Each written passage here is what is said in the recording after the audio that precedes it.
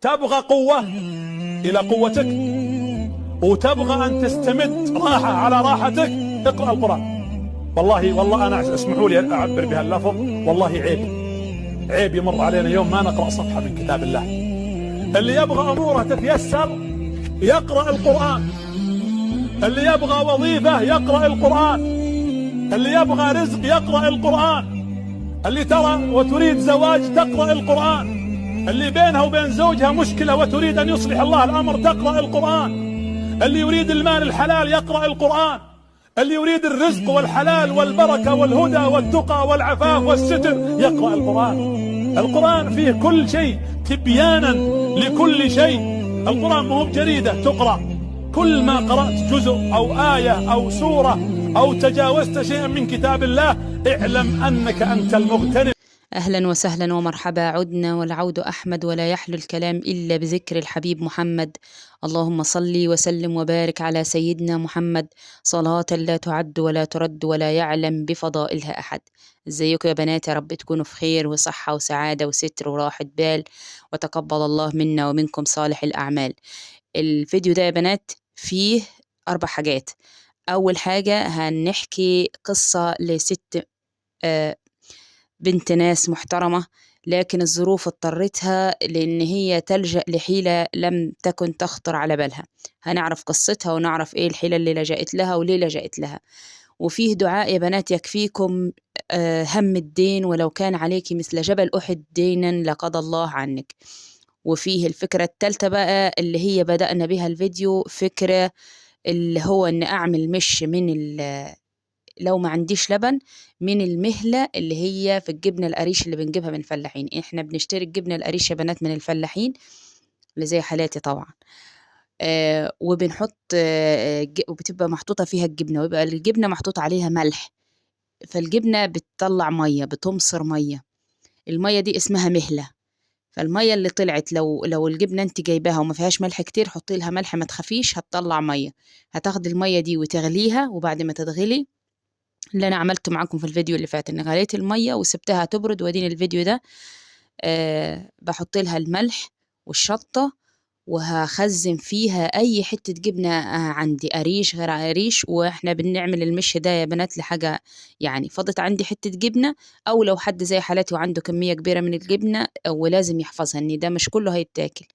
فسمعونا الصلاة على النبي يا بنات. اللهم صل وسلم وبارك عليك يا حبيبي يا رسول الله. بتقعد معانا فترة كبيرة، بتقعد من السنة للسنة طالما ملحها مظبوط وشطتها كويسة عالية، فما تخافوش عليها بإذن الواحد الأحد، مش هيجرى لها أي حاجة. وفي خلال فترة التخزين اللي هي التعتيق، إن أنت بتعتقي المش وبتعتقي الجبنة، هتلاقي في نص الفترة دي الجبنة ناشفة زي الحجر. ما تخافيش، هي شوية كده هتلين وهتبقى زبدة بإذن الواحد الأحد.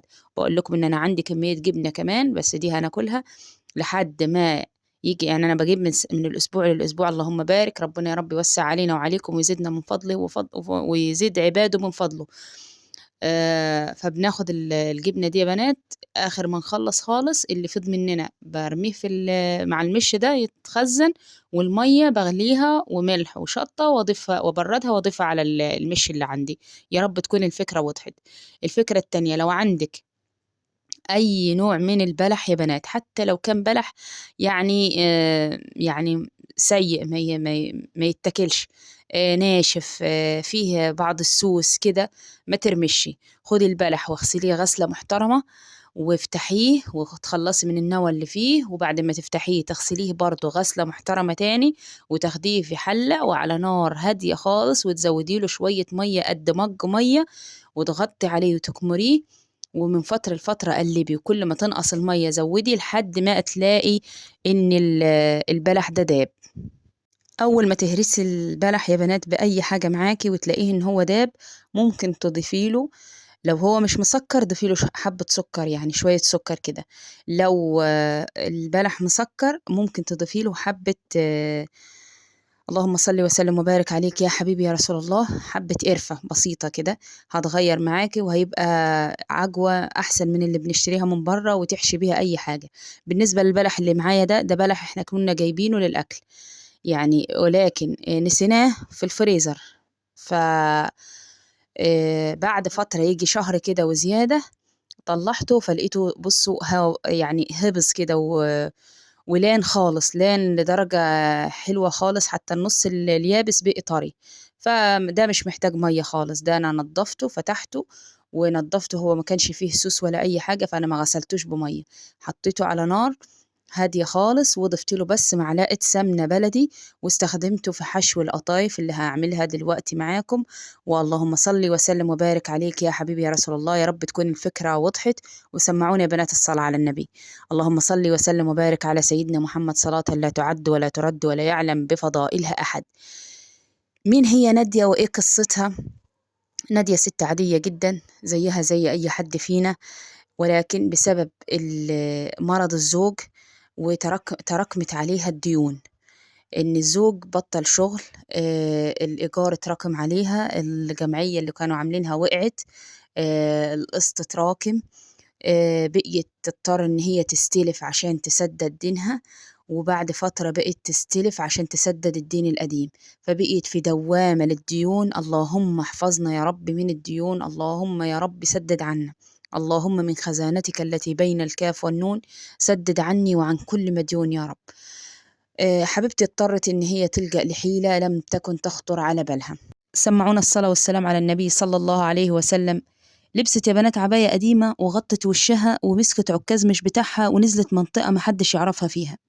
بتقول إن قلبها في الوقت ده كان بيرتعش، وإن كل جنيه كان بيتحط في إيدها كانت بتحس إن روحها بتتسحب، مش عشان الفلوس، عشان الإحساس بالذل.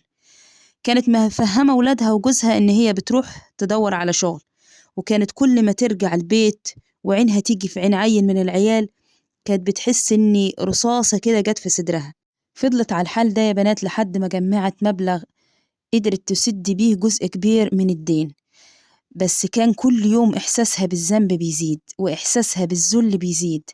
وفي يوم من الأيام كانت واقفة في المنطقة دي، وكان ماشي ابنها مع مجموعة من زمايله وكانوا بيضحكوا، فهي بصت لقت ابنها من ضمن الشلة اللي جاية، لكن من ستر الله عليها ما ابنها معرفهاش وما شافهاش.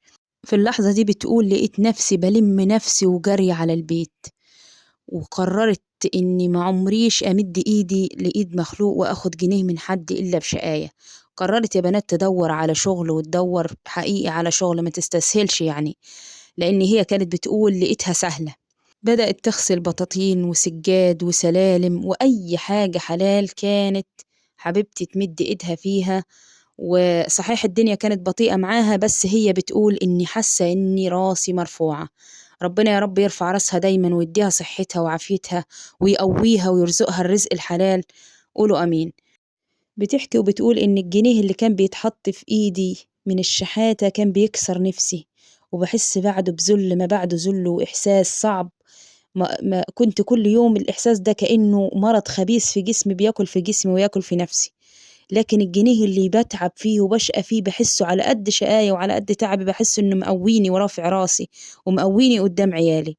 بعد يا بنات ما تسمعونا الصلاة على النبي، اللهم صل وسلم وبارك على سيدنا محمد. الفقر مش عيب والدين مش عيب، بس العيب إن احنا نفضل في طريق عارفين إن هو غلط، إن احنا نستسلم. لو اتزنقتي دوري على باب رزق، وفي السماء رزقكم وما توعدون. الرزق ده عند ربنا، محدش بإيده الرزق، الرزق في إيد ربنا بس. وهقول لكم يا بنات على طريقة بإذن الواحد الأحد، جربيها وبإذن الله ربنا هيسد عني وعنك وعن كل مديون يا رب. طريقة لسداد الدين. أول حاجة بنات قراءة الفاتحة 7 مرات، والصلاة على النبي 7 مرات. هتقوليه إمتى الكلام ده؟ في أذكار المساء، يعني قبل صلاة المغرب، اللي هو بعد صلاة العصر أو وقبل صلاة المغرب. الفاتحة 7 مرات والصلاة على النبي 7 مرات. ثم نقول إيه بقى؟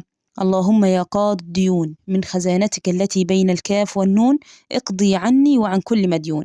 والدعاء الساحر اللي هو لو كان عليك مثل جبل أحد دين لقضى الله عنك. اللهم يا غني يا حميد، يا مبدئ يا معيد، يا رحيم يا ودود، اغنيني بحلالك عن حرامك وبفضلك عن من سواك. ده هنقوله مدة أسبوع كامل، يعني خليه من الجمعة للجمعة. ضيفي الذكر ده لأذكار المساء، ونفضل نقوله من الجمعة للجمعة، على قد ما تزيد يا بنات، من ازداد فله الزيادة، وده خير يعني. كل ما تزيدي بإذن الله يكون لك الأجر، وبإذن الله الواحد الأحد يسدد عني وعنك وعن كل مديون يا رب.